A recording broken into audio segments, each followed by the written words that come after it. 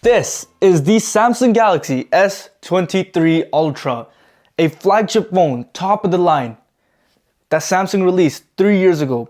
So, how is this phone 3 years later? And is this thing still worth getting? Is it worth saving a few dollars? Well, let's find out. Starting off with what I like to always talk about, the design, right? If I were to get this phone today, pick it up off of like a random shelf or go buy it, marketplace, something like that, first thing you're gonna notice is the design looks like literally every other Samsung that they've released in the recent years, with the exception of the new 25 and 26. I mean, the camera layout looks the same, the back glass frosted thing kind of looks the same, screen kind of similar, other than the fact that the newer models aren't square edges. But honestly, I like this design so much more because look, the corners are like nice and sharp, but on the sides where you hold the phone, it's nice and round, so it's easy to hold, while it just looks so nice and boxy, right? Kind of the same aesthetics of the Note lineup, the Samsung Note. It really has that look to it. Some people might not like it. Some people might like the newer one. Maybe that's for you, the rounder edges.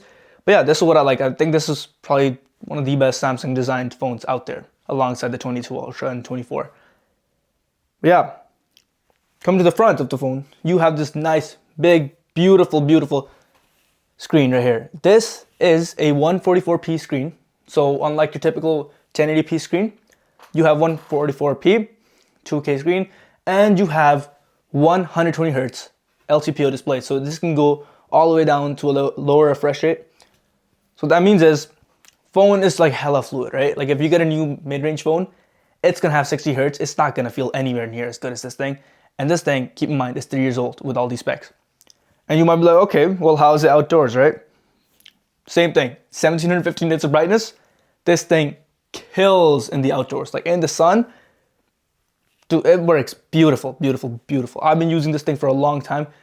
Have no issues using it outside at all, right? And then you might be like, all right, so it has a nice screen, 120 Hz and everything. Colors are beautiful. But what powers the screen? So for the processor, you have the Snapdragon Gen 2 for Galaxy.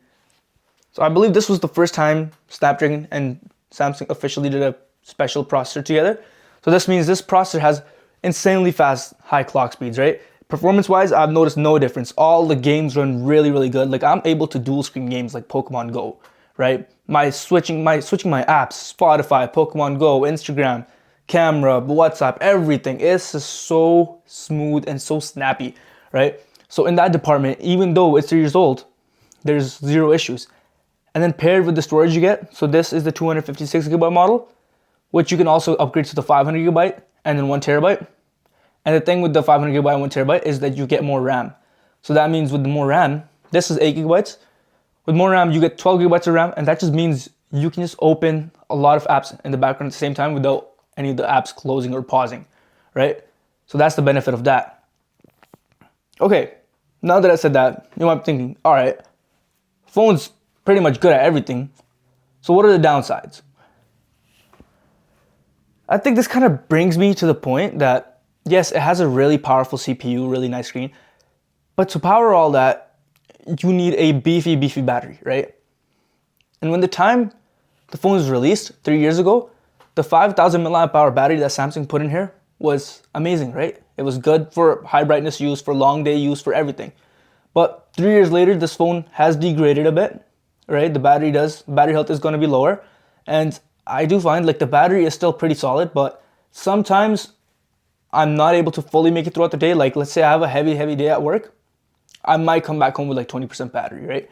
And for me, that just means I'll have to recharge it again. It's not too big of a deal, but if you are someone who values battery a lot, you might just want to go and grab a brand new phone because of the brand new battery. Or you could just replace the battery on this phone because I still think there's so much value this phone offers, right? One of those values I think this phone offers. Let's talk about the S Pen. To this day, there is no phone company as big as Samsung, with phone as nice as Samsung, that include a pen inside, right? Other companies have done it, they're just not as good. Samsung's pens are pretty freaking good, right? Like they've had this thing for years, they haven't gotten rid of it. And the best part about it, if you grab this phone, your pen is nicer than the ones in the new phone. Like the new S23 Ultra, yes, that one, your pen is nicer than that because your phone's pen has Bluetooth. And what you can do with that is be a little wizard. You can do air gestures. Use this pen as a wand. You can remotely take pictures. Like, let's say my family's over there. So I put the phone over there, point the camera towards us. Right, sorry, I put the phone over here, point the camera towards us. And then boom, I can just go all the way back there with my family, press the button on my pen, and boom, it takes a photo. Right? The new 26 Ultra doesn't have that. This is the basic stylus. So yeah, by actually going backwards a few years, you're getting more functionality in the pen. And you know what? It's the same otherwise. Like, it writes just as good, it lasts just as good, and it doesn't have a lot of compromise because the battery is still amazing. So you're not really losing much. Okay? And this kind of brings it down to another pretty major point, right, you want to look for. A lot of people buy their phones for the cameras. The cameras, big thing, right? Everyone cares about these big numbers. Here's the thing. This camera is a monster. Like, when this came out, this was a spec monster. 200 megapixel main sensor, 100x zoom, really good ultra wide, right? 8K recording. So even by today's standards, this phone has it all, right? And you remember, okay, these big numbers, they might not really mean too much if the phone experience is not as good. But with the powerful components and everything inside this phone, so the photos this thing pumps out are amazing. Like, especially in like nice, good lighting, amazing photos. Like, let's not forget the fact that this is still a flagship that still takes flagship level photos, right? And it still gets updates to that camera system.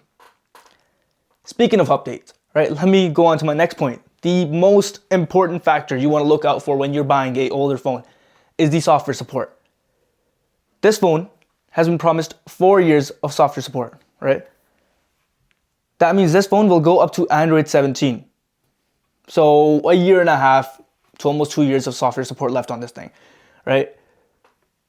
That's where it kind of gets iffy, because if you're fine by knowing that by in like a year and a half to 2 years, you're not going to get any more Android updates, you're fine with that, you're not going to get any new features, then this phone is perfect. This phone has it all. I mean, like, even right now, by today's standards, this thing is insanely good for what it packs, even software-wise.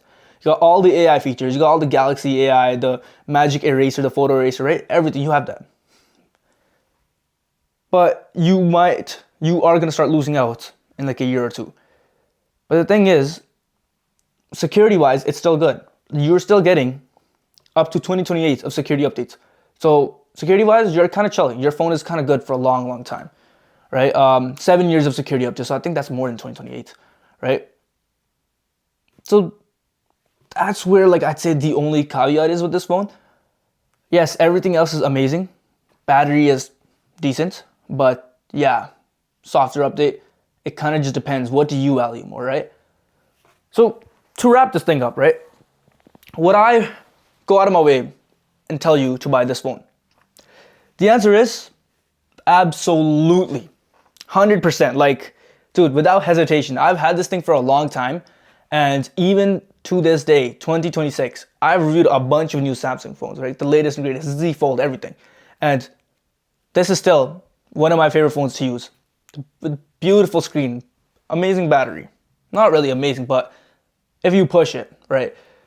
Good battery, amazing performance, like insanely good performance. It's still really snappy and fluid, right? It looks brand new. Like, this phone does not look old or outdated at all. Like, its bezels are really nice, right?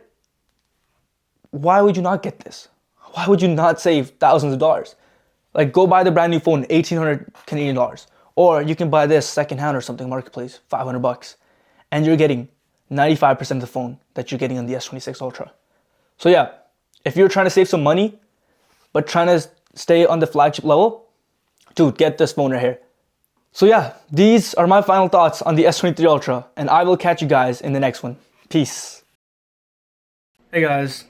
Yeah, just a bit of a post-production kind of notice, kind of in production.